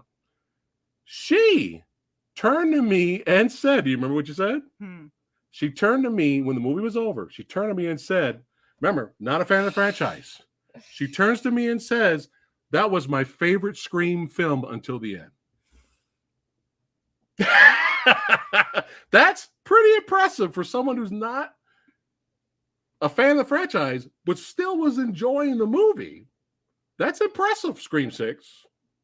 But we're gonna get. Actually, it wasn't the end. It was from the reveal to the end. And here's the thing about me and the reveals in the Scream films. I hate every last one of them. I hate all of them. Every time somebody gets revealed, and the thing is, I know that's the point of the Scream films is the reveal, the whodunits. Yeah. But the thing that I hate about the Scream movies in general is that, you know how people like when something meta is bad, like Velma. If anybody's seen Velma, I've only watched one episode and I watched it, and I was like, never again. I will never do this again. When something is bad, and it's meta, and it's bad, they have to they try to meta their way out of it by going, oh, well, isn't it hilarious when this happens, but they're doing it in their own show? It's like, that doesn't give you a pass. your writing is still trash. And that's the thing with the Screams. The Screams all do that. They point out all these tropes and then they do the tropes. And it's like, just because you're pointing out the tropes doesn't mean I'm going to enjoy watching the tropes. And you always know that there's going to be a villain at the end revealing themselves, and they're going to have to come up with some fucking contrived way of explaining the villain in the end, or the villains. It's always, with the exception of the third one, it's always two. Right. And every time there's the reveal, they turn into this goddamn 1930s mustache twirling villain. And I fucking hate it. I hate every single one of them. I can't stand it. All right. And this one was no fucking different. Okay. And in some ways it was almost worse, like I said, because it was like on its way to being there, but then things didn't happen in the movie. Yeah. That was starting to really piss me off. Because this was the second movie in the franchise that was telling the audience, oh, well, we're this far in the franchise now. So by horror movie logic, legacy characters, you're on the chopping block. Main cast characters, you're on the chopping block. Guess what this movie did not do? It didn't kill a single goddamn legacy character. It didn't kill a single goddamn character from the last movie. So you're basically just lying to us now. Well, Caitlin says here, all the tropes in this one didn't happen. What are you talking about? I don't know. I'm just reading the comment. I was reading the comment. This is the, again, what did I just say? Right. What did I just, trope, what do you mean all the tropes didn't happen? The tropes from all the other Scream movies. Yeah. You have to She's have talking the about reveal. this movie. She's talking about no, 6. You have to have the reveal. That's a trope. Oh, that's what you're talking about. Okay. You have to have the trope of the whodunit. That's the trope. That's what I'm talking about. Okay. But this is the second movie in the franchise, right, where they have told us a legacy character has to die or can die. Not that they're going to. Right. Oh, legacy character, you're on the chopping block. All bets are off. Okay. Main character, all bets are off. Yeah. No. Right. At least the fifth movie, as much as I didn't care, at least they offed one of the main, the legacy characters. Dewey, yeah. This movie couldn't even kill off fucking 60-year-old Courtney Cox. Yeah. How many times has that bitch been stabbed in this fucking franchise? Are you kidding me? Yeah. Seriously, she must have more scar tissue in her stomach. I swear to God. That scar tissue is probably doing her the most favors. I swear to, at this point, I don't know. I don't know anymore. But when the twins survived in the fifth movie, I was like, I didn't really like them. I didn't care either way, but I was like, oh, that's kind of irritating because they both got fucked up. Right. But when both of them, especially the brother, survived in this one, my middle fingers were a-flying. You got stabbed like 100 times. And I was like, dude, all I wanted was just, I didn't even ask for much. I think 2 or 3 people should have died. But I don't even ask for much. But if you could not even give us one of the Scooby-Doo characters. And you notice only one of those people in that thumbnail right there, and that picture right there, was not in the last movie. So guess who dies? Yeah, but not one. Yeah. Not one. And even Gail lived. When you keep having those fake deaths sequences, you start losing. Not everyone. There's people that give this 100% on Rotten Tomatoes. Not everyone. But for me and her, you start, okay, dude, all right, you're gonna give us another fake out death again. Okay, fine. We'll give that a pass. Okay, we have another character. Another fake out death. Okay, fine. Pass. All right, we got one more. Well, no, we got one more. And then even the cheerleader from Heroes, who was the most unconvincing FBI agent ever, even she didn't die. Come on, Scream 6. You were doing so well. But it's like now none of this shit is rewatchable. You can't go back and watch this shit now. All these great, well-directed, well-acted, suspenseful scenes. No point in watching this because everybody fucking lives. Come on. You couldn't even give us one. And OGP OGP said shout out to OGP. He was saying one of his issues in Scream 5 was Jenna Ortega got fucked up in the beginning, and then if you go by real time standards, she should not have been up in her bed talking and giggling, and everything was fine in the hospital. This is worse because in this movie she gets stabbed in the back, and after that she's completely fine. She's not even selling that she got stabbed in the back. So too much plot armor, too much faking death scenes, too much. You could have given us at least one. Make it matter. This is a horror franchise, right? Horror. Somebody's got to go. Not side characters we don't give a shit about. So that completely ruined the movie for her. Did it completely ruin it for me? Well, we'll talk a little bit more about that when we get to the rating. But before we get to Alex, hold on a second. I want to make sure I'm not missing anything here. Suck said Scream 6 is the worst. Okay. Sexy Sumo says bring back Doofy. Alex, you're the Scream expert. And even though I just saw this movie, I don't remember this. So Suck says a guy blew up in Scream 3. Did someone blow up in Scream 3? I don't remember. They most definitely did. That was actually the one. I don't want to fucking spoil what. No, spoil. No, it's all spoiler. No, I don't want to spoil my rankings. Oh, okay. Okay, yes, just say yes. Just say yes then. Yes, that did happen. Did you see blood and gore? Did you see jibs, or did you just see an explosion? You saw the guy blow up. Okay. Was that in the beginning or the end? To put it simply, it was like end of Act 1. Okay, because I must have been so checked out. I don't remember. I was on the sauce too, and you were pissed because Cotton died. I was fucking pissed that Cotton died in the beginning. Fuck Scream 3! You're a Ray Donovan fan. 3 up the ass. As soon as Cotton Vaseline. As soon as Cotton showed up, he knew he was gonna die. I was already flipping off the. And he was already. I was like, you're getting fucked. Yeah. Oh, anyway. Yeah, he was already cursing at the movie. Oh my god! Before, 10 minutes before he even died. Wait a minute, you're pissed that Cotton was killed? At the beginning of Scream 3, yeah. Yes. Because and now you're like, kill the characters.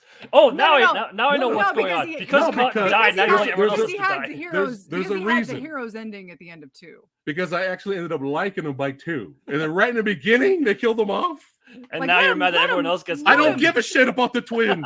Yeah, I don't give a shit about the twins. Are these snarky garbage? Oh, we're the niece and nephew of this one character from the second movie who died. Anyway, anyway. Yeah. So all right. So, but I still think one of the best kills ever is the cop on the cop on the car getting ran into that steel pipe pole, and he gets impaled through the back of his head.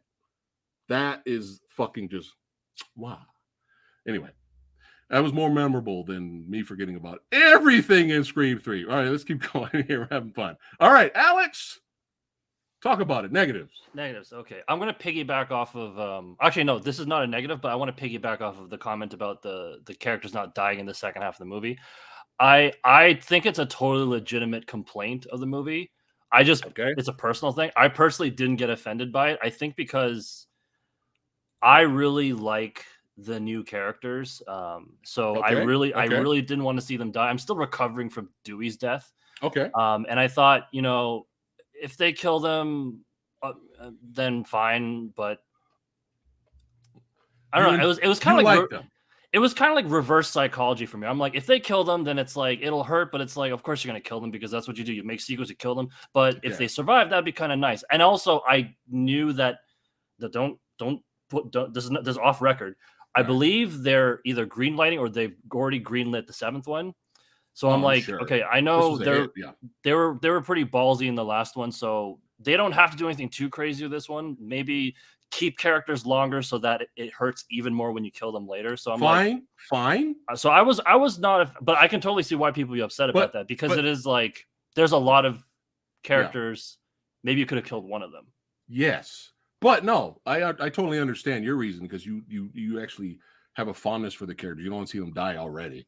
Well, that's only one of the reasons. I mean, just because I like the characters doesn't mean that they should live. So what they should have did was not have every character, get fucking murdered to death.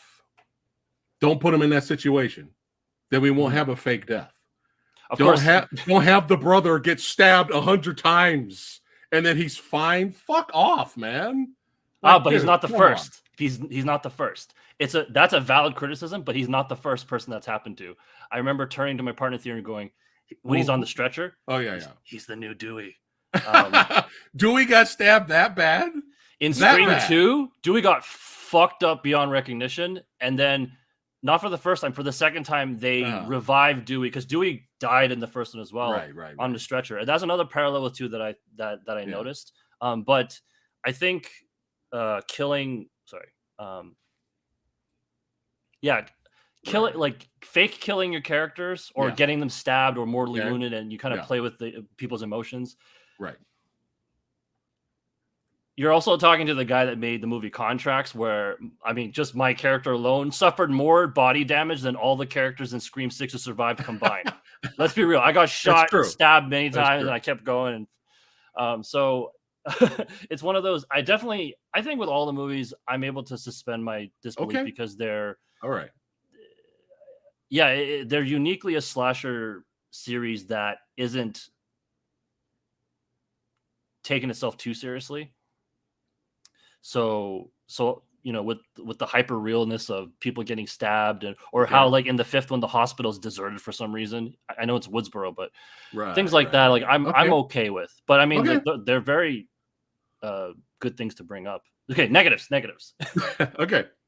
When they were hyping this movie up, they said this is a ghost face like no other. Was it though? Other than like the aesthetic of the mask, yes, he was more brutal. But I mean, he was brutal in 5 too. Like, this is the most brutal Ghostface yet. This is the most relentless Ghostface yet.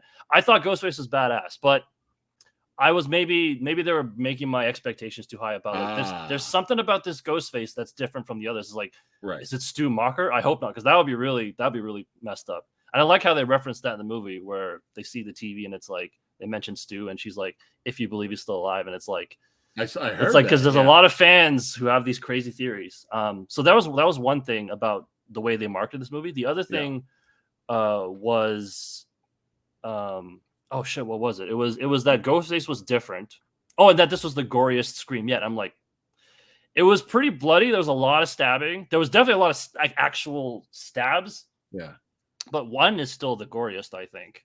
I don't know. I didn't find it that gory. It was violent, but it wasn't gory. Yeah, we had the stab and like the rip in this one. There were some good, but you remember the kills in the first Scream though. That's a good point. You remember the garage door. Hell, even 4. You remember we had intestines get ripped out of the body. Yeah, but here it was just more. Maybe I think it's today's standards of horror. I mean, Terrifier 2 aside, yeah, I was just gonna say this movie's Disney compared to Terrifier 2. This is a Disney movie, but and especially compared to M3GAN, it's like this is a violent bloody slasher. It's a medium level gore slasher. And also I do enjoy the killer reveals in the movies. I think for me part of the fun is the whodunit aspect. Just guessing who it is and trying to just playing detective. I find that kind of stuff fun. Yeah, they're mystery movies too. Yeah, absolutely. Especially the 3rd one. I know there's a lot of fans out there that love 3. I'm happy for you. You could even say that the 3rd one's not even a horror movie anymore, but we'll get to that. I found that the killer reveals. Wait. I thought the who the killers were the most obvious in this one. I thought the killer reveals were the most underwhelming, and their motives were probably maybe not the dumbest, but also underwhelming. Like I was like, okay, so this is like Scream 2 all over again.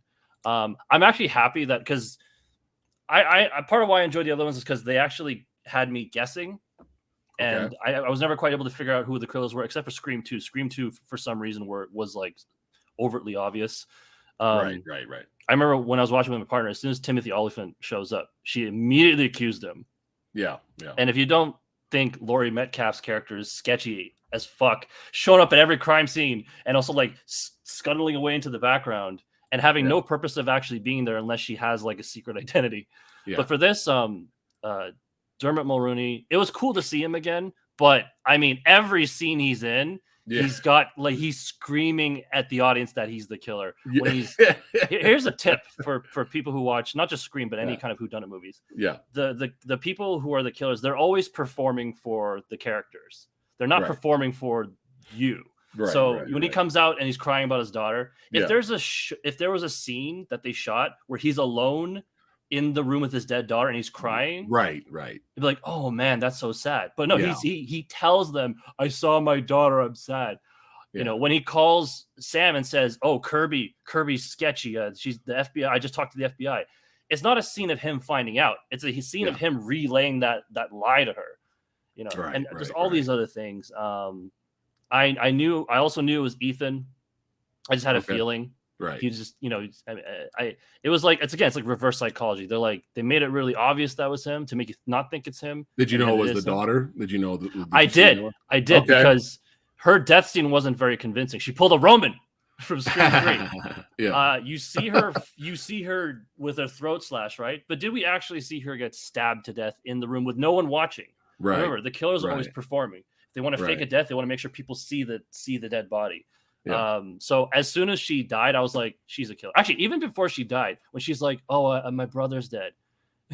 When she Talia al Ghul, anytime a character is like, I have a past that I'm going to vaguely reference so that I could bring it up again later. I was like, okay, well. And then don't remember when it was like, don't fuck with my family. I'm like, okay, this is a revenge plot. I don't know who they're related to. That part I wasn't able to figure out, but I knew that. But I was actually very pleased to see that all three of them were my guesses. Okay, nice. But at the same time, like, oh, where I guessed, what's his name? Del, was it? The detective? Yeah. When I guessed he was the killer? When they stole his cop car and he was like, no, don't steal my cop car. What are you doing? It's a cop car. I was like, and he's being a little too humorous. But he's not blocking them. He's not like doing it. He's just letting them do it. I'm just a funny character. I couldn't possibly be threatening. It's like, they just took your fucking cop car. Your daughter's dead. This. Anyways. Yeah. Quick question. Do you feel we will? I know she dropped this at the end because she's not a serial killer like her dad. She's better than that. Do you think this will emerge somewhere a little bit later in the next one, even though she dropped the mask? Do you think she'll still be dealing with that? I mean, I assume so. It'd be stupid not to ever address it again because you see an arc from 5 to 6. Yeah, there is a progression, and I like her as Ghostface. I think she's a good Ghostface, and that's what you were saying. I'm going to reference the Scream MTV series, which I actually watched at least the first 2 seasons of. Yeah, I heard it's good. Is it good? I heard it's average. Oh, okay. I think if you like the movies, the aspects of the movies that you will like, they do translate to the series pretty well. Because the first episode, they're like, slashers don't work as series. They got to burn bright and fast. And then they do 10 episodes of a slasher. The kill reveal was very obvious. It's an MTV show, right? Oh, okay. But season 2, spoilers. All right. It starts with so much potential because one of the killers, there's a second killer that got away. Okay. I'm like, oh, are we going to see the series from the perspective of the killer? Like, are we going to see them make the calls and like put on the costume, hide in the closet, and like set up people and isolate them and pick them off one by one? But they chickened out because the character was too likable, and they made her. Well, she wasn't really a killer; she was kind of in on it, but she didn't actually stab anybody. I hope they don't do that. I don't think they will. I think they'll have to do something ballsy for the next one because I was forgiving with this one because I know like they probably planned it as a trilogy and they probably want to do more with it. And really could be the reason why they didn't. It could be the reason why they didn't kill anyone. Yeah, but I don't know. Like it's interesting to see the struggle, but we've kind of seen it play out. Because she already started to kind of embrace the darkness at the end of the 5. And then here, got to see more of it fleshed out. And I did like her a lot more in this one. But I don't know. They'd have to do something really big. You know, it's getting harder and harder to really like keep these up. So I don't know. I think just don't do what the series did. Don't back out. Oh, they bitched out. Okay. Maybe, you know, even if we don't want her to really succumb to evil, you could still do it in an interesting way. You know, right? You could still have that. You could have her kill a bunch of people and have Jenna Ortega's character have a conversation, and there's like a glimmer of hope in her eye. Like maybe, she's killed a lot of people, but maybe we could bring her back. And then she stabs her sister. Oh no, like something fucked up like that. Maybe she could be Dexter-esque, where she's fucked up, but she only kills the bad guys. Yeah. She's kind of like I'll kill the people that people can back me up on. Yeah. Right. That'd be interesting. Right. You know, it's that'd like be interesting. Yeah. And that's an interesting. See, that's a way you can keep it fresh and do an interesting play on slashers, because we love watching people get killed for some sick fucking reason. But here it's like, yeah, because these people are bad, and I'm a likable character, right? You know, I'm not Jason or Freddy. I'm this new kind of killer who you kind of watched grow. You know, like a better version of the Halloween remake. Right. Watching them become the killer. There you go. Okay. All right. I'm not going to make. Did you enjoy the lair? It was cool. There was a lot of Easter eggs. Actually, you can't even call them Easter eggs because they're literally on display for all to see, not just for the audience to pick out, but for the characters to actually comment. I mean, I will say as these movies progress, the meta-ness, it gets very on the nose, very heavy-handed. It does beat you over the head. Right. I'm okay with it. I'm not annoyed by it, but I can definitely see other people being annoyed by it. But you know, I do appreciate that they never stop being fun or funny. You know, they're like, this is a serious Scream, this is a brutal Ghostface, but there's still moments of levity. You know, there's still moments of like, we're still having fun. This is a slasher. This is not Hereditary. And so just finding that balance, it's interesting to watch because it's very difficult to do. And it felt different. This is not negative. This felt positive. It was nice to be in New York and not spend 70% of the movie on a boat. Right. Exactly. Exactly. Even though I got a soft spot for Jason Takes Manhattan, but yeah, I realize there's bad in that movie. Oh, I have a soft spot. The best part is when he kicks the guy's boombox. I fucking love it so much. That and punching the guy's head off, the boxer. Oh my god, yes. Oh man, she loves that scene too. Oh man, but yeah, I mean, was there anything else we missed? We talked about the positives, the negatives. Talked about our 3 experiences from 3 different mindsets going into the franchise. Was there anything else we needed to talk about before we rate it? I can't think of anything. Yeah, I mean, just off the top of my head, that's all I got. All right, copy that. Okay, let's go ahead and rate this sumbitch. Boom. D. There you go.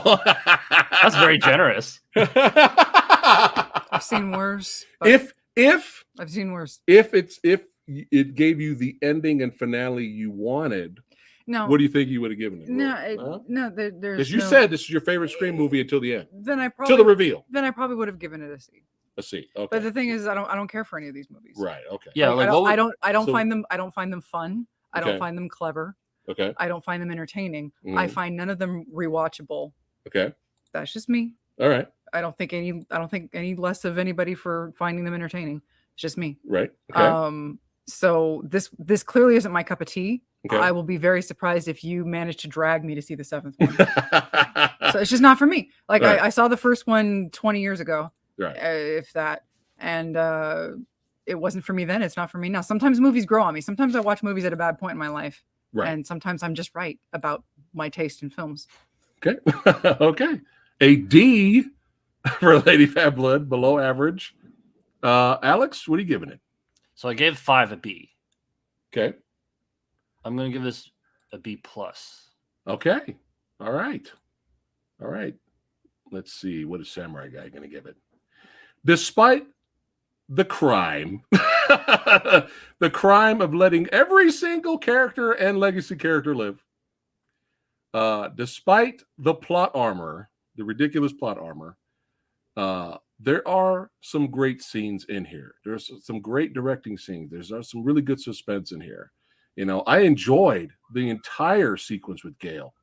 That was great. She runs, it's extended, it's long, it's meaty, you get your money's worth. She grabs the gun, she talks some shit.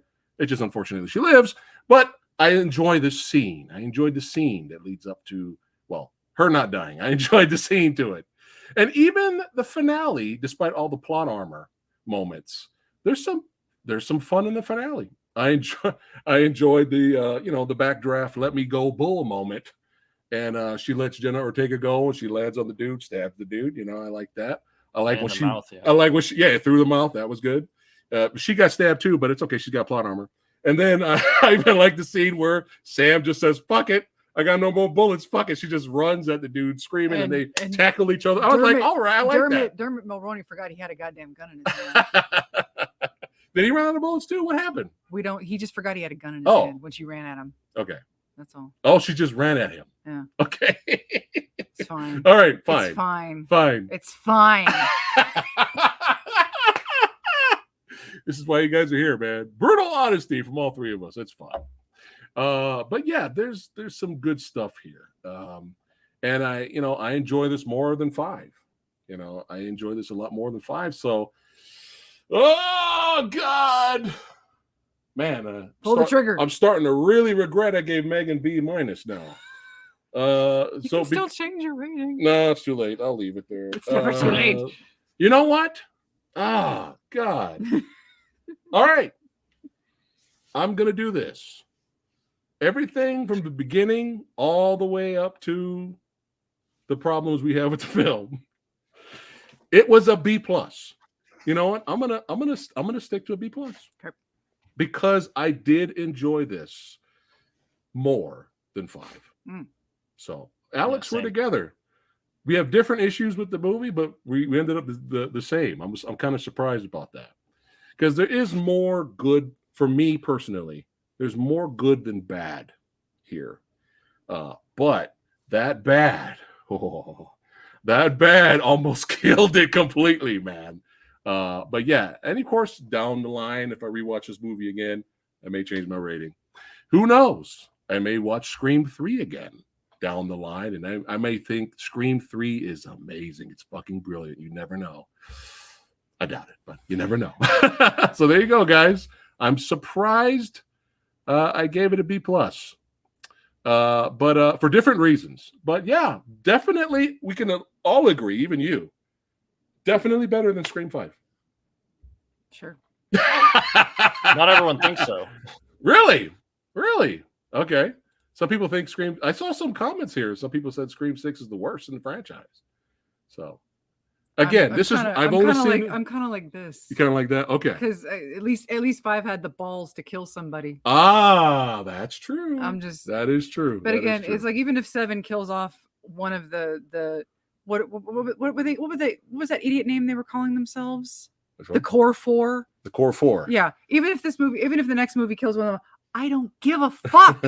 I don't care. Yeah. I only like Jenna Ortega because it's Jenna Ortega. Right. I don't necessarily care about her character. Right. So, yet again, these movies are not for me. I'll be seeing the next one by myself. There you go. All right. So there you go, guys. B+ for me and Alex. And let's go ahead and rank this sumbitch. We will do some rank. No, I'm rank. Rank what? Rank. We got to do a ranking. Of what? Scream movies. All of them? Read the description when I post videos. Oh, Jesus. Wait, is Lady Fatblood also ranking them? No. So I can leave now. If you want to say goodbye to everyone, yeah, go ahead. You don't have to leave. All right, hold on. I got to set the scene here before we rank these things. Hold on. I got to set the scene here. The Rocky ones will be fun to do. Yeah, we should. Let's do it. Let's do it for sure. Rocky 2, I think, is a better movie than 4, but I love 4 so much. Hey, ranking them, it's our ranking for just like we're about to rank Scream right now. Yeah, but this is a little easier because they're tonally more consistent than Rocky was. Well, what I mean is we're ranking these, we're not being a critic about it. We're ranking these for our this is our own. Oh, yeah, for sure. Ranking. Yeah. For any reason. And this is our easy. Own personal ranking. That's how we rank. All right, hold on. Wait for Alex. Y'all ready, Alex? This is gonna be loud. Yes. All right, guys, we are getting ready to wait till you're done. All right, guys, we're getting ready to do some ranking around here. We're about to rank some Scream movies. Let's go.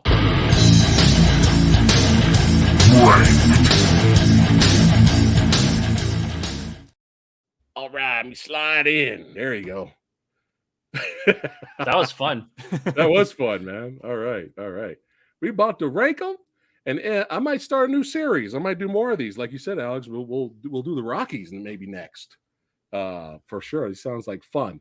But here on the Fat Samurai Guy's channel, we're gonna do some ranking, and just for any reason, you could be a critic about it, or this is our own personal preferences of why we're ranking the movies the way we want to rank them. So. This is not the end-all, be-all rank list. So we're going to be checking in the comments right now. Actually, we're live right now as of this video. So, guys, let us know in chat right now. Go. Go right now in chat.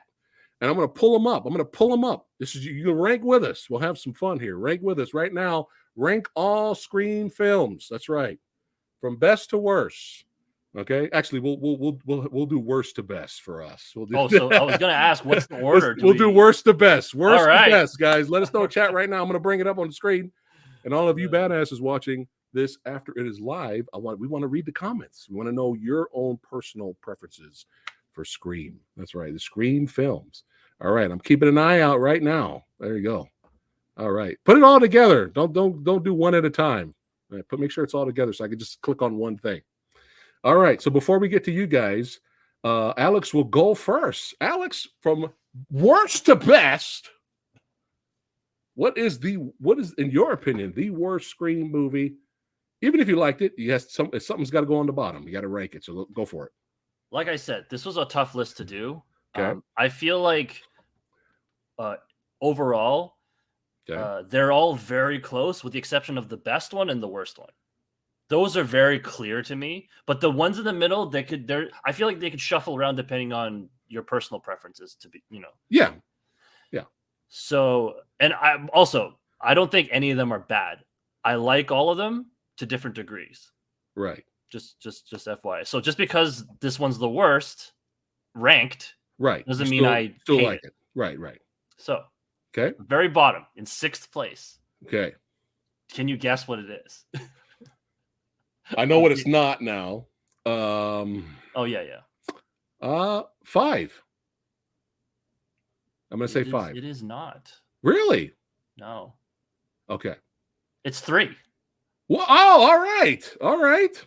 Now, I don't hate 3, but it's definitely at the bottom. Right.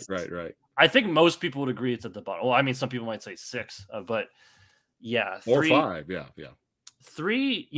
I still enjoyed 3. That movie had a lot going against it, with the writer's strike, with Columbine, with cutting back on the violence. It wasn't even a horror movie anymore. It was more like a thriller, like a mystery murder thriller with a lot of comedy. I enjoyed the comedy. I enjoyed the cameos. Okay. Ghostface was still fun, even though the kills were very bloodless and a lot of things were very suspension of disbelief, to the point where Jay and Silent Bob literally have a cameo. Right. Actually, I shouldn't have said literally, but yeah. And the killer reveal was weak, especially since he apparently did it all by himself. Yeah. Made it impossible for us to guess who it was because he fucking faked his own death. Right. I have a lot of issues with Scream 3. Yes. But it's a fun watch. You still enjoy it. Put it on, okay. I watch it, Okay. All right. Okay. So next up is actually Scream 5, which surprised me. Okay. Because I really liked it, Yeah. But I guess that just goes to show how, I like all of them. Right. I mean, we already covered it in the review video, so I'll just move on to the next one. So above Scream 5, I put Scream 4. I felt like both 4 and 5 did something very similar in that we waited like roughly 10 years and they come out with a new Scream. It's like, for a new generation, revitalize the series and, bring some life back into, try something different, up the ante. And I just thought 4 did it better than 5. And it helps that 4 came before 5, because now 5 has the baggage of 4. Right. 4's, the killer reveals I did not see coming at all. It was a lot of fun. Yeah. They brought the gore back. Right. Especially after 3, they're like, oh, we're serious. Wes came back with a vengeance. It's very Wes. Yeah.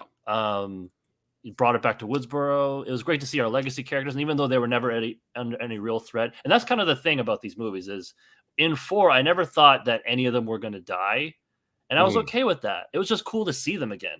Right. And I love that they killed off pretty much all the new cast, and they said, and literally, Sydney says, "Don't fuck with the original." Yeah, that was dope. It was like, I like this. That's what I like about Scream. It's like, we're going to talk about reboots and remakes and just give a big middle finger to it and be like, no, this is Scream 4, not Scream the New Generation. Right. Right. Kind of did something similar, but it still felt fresh. They tried shit, The opening kill not being a kill. Killing Dewey was a big emotional, either a high point or low point. Right. And then, it was well directed. Right. Okay. Yeah. So 4 above 5. At number 3. Yeah. Yeah. In third place would be Scream 6. Okay. I really liked it. You know, I was worried about 4. I was worried about 5. I was worried about 6, but it really delivered on the entertainment factor. Okay. I wasn't sure if I was going to like it more than 5. I thought this might be just a cash in, but there's so many great set pieces. And even though the finale with the killers is laughable, it was still fun. Yeah. There was some great fights, some great stunts, some great highlights, some great kills. The stab through the eye, his eye was nice. Yeah. It was a lot of fun, and I gotta say, what a good time at the movies that was, at least for me. Nice. All right. So that just leaves to number 2 is Scream 2. Yeah. It might be my favorite. Okay. It's really attached to nostalgia. I watched it a lot as a kid when I was really getting into horror. Right. And it really stayed with me. Interesting point is them killing Randy was such a big deal at the time. It really hurt to kill a legacy character. And even though the killers were supremely obvious, much like in 6, it's funny how 6 and 2 rank high, but the killer reveals are very weak and very predictable, and at least to me, and kind of over the top, and it just kind of and their motives are exactly the same. It's like, you killed the last killer, so now we kill you and everyone you know, or at least everyone in the cast list. Yeah. So, shout out to stabbing the therapist in the face in 6. That was a nice moment. Let's do the nose. Through the nose, yeah. Through the door. They're banging him on the door and stabbing him. And I know it sounds obvious, but number 1 has to be the first one. It really is the most well-crafted. Right. It did breathe life back into the slasher genre. Mm-hmm. I think what I like most about it is that it makes fun of the horror tropes and slasher tropes that came before, and then they go ahead and do it anyways, but they do it really well. Yeah. They're like, look, we're not above these movies. We're fun, just like these. We're celebrating these movies. We're gonna point out, don't run up the stairs, but we'll have that happen. But you'll still be on the edge of your seat, Yeah. It's kind of like, I kind of equate it to Kill Bill. Kill Bill is a send up of all these exploitation films, but it's a great exploitation film. Yeah. So it's very unique in that, and that's one particular reason why I really gravitate towards it. And 1 had just great kills, great suspense, great killer reveals. It didn't reinvent the wheel, but it definitely breathed life back into a genre that really needed it. It was fun. It gave us movies like Urban Legend and Valentine and I Know What You Did Last Summer. Yeah. Yeah. Copy Keeping that. the old school alive. Yeah. Copy that. Very well said on every single movie. So I really don't have to say anything. I just say my ranking. I'm sorry. I went off on a fanboy tangent. No, that's why you're here. That's what I wanted. That was awesome to hear, man. That was awesome. All right. Oof. As of right now, what I think is the worst. Alex, pretty obvious. What do you think? What do you think is the worst one? What do you think my pick is? The first one. Yes, obviously the first one's trash. It's 3. It's 3. But like I said, you guys got to become members and watch I binge watch all the movies, and I give my quick thoughts on every one back to back. And when I get to 3, I lose my shit and I give my reasons. I'm not going to do that right now. We don't have a certain amount of time left. But again, revisiting stuff down the line, you never know how Samurai Guy will feel. But right now, it's trash. I know there's a lot of Scream 3 fans out there. I'm sorry, it's garbage. It's garbage. But it's the last one. It's the last one. What you call's mom disappeared for 2 years, and all this shit happened. And get the fuck out of here, man. Yeah, it's trash. It's bad. Let's reset the relationship again between Dewey and fucking Gale. In the last movie, they were together. They were perfectly fine. But in this movie, right in the beginning, they're not together. They're arguing. Gale's being a bitch until she comes around to not being a bitch anymore by the end of the movie. And by the end of the movie, Dewey's proposing to her. Scream 3 is trash. It's trash. But I can see why some people who are fans of the franchise can at least watch it as enjoyable trash. All right. So that's my last one. Child's Play 3 of the franchise. Yes. It's the Matrix Revolution. Yes. It's the Blade Trinity of the franchise. It's the Godfather 3. Yes. Oh man, that's why the fourth Scream movie is the Rocky Balboa to Rocky 5. Yes. There you go. The fourth movie is like the Wes Craven was like, I can't leave it like this. I can't just leave it on. I mean, come on, Wes Craven's like, I can't leave it on Scream 3. I can't. And rest in power. Yeah, rest in power, man. And he gave us the very well done Scream 4. Next is gonna be 5. Oh shit. 5's gonna be next. Yeah, that's gonna be my next one. We already talked about 5. The one above that, this one's gonna be a little tricky for me because I really like both. But you know what? Oh man. I'm gonna you know what? I'm gonna go. This was they're close, but I'm gonna go again. We'll do this 5 months from now. We'll have a different ranking. Probably, yeah. Even for me. I'm gonna go 6. Okay. I'm gonna go just 6. above 5. Yeah. 3, 5, 6. And then I'm gonna go 4. 4. And then of course it's very similar. 2 for 2, and the original, the first one for number 1. Rewatching it when we binge watched all these movies, I still feel like it holds up. You know, 2 has great kills. Yeah, 2 does. I mean, the one I mentioned earlier, the cop on the car, baby, impaled through the back of the head. That was like the best. One thing I noticed rewatching the movies building up to 6, all the law enforcement across the board through all the Scream movies, like all the cops, detectives, bodyguards, you know, FBI, even Dewey. I love Dewey, but even like they all suck. They're useless. Yeah, they do. No, like it's no wonder no one's safe. Yeah. Like those guys got.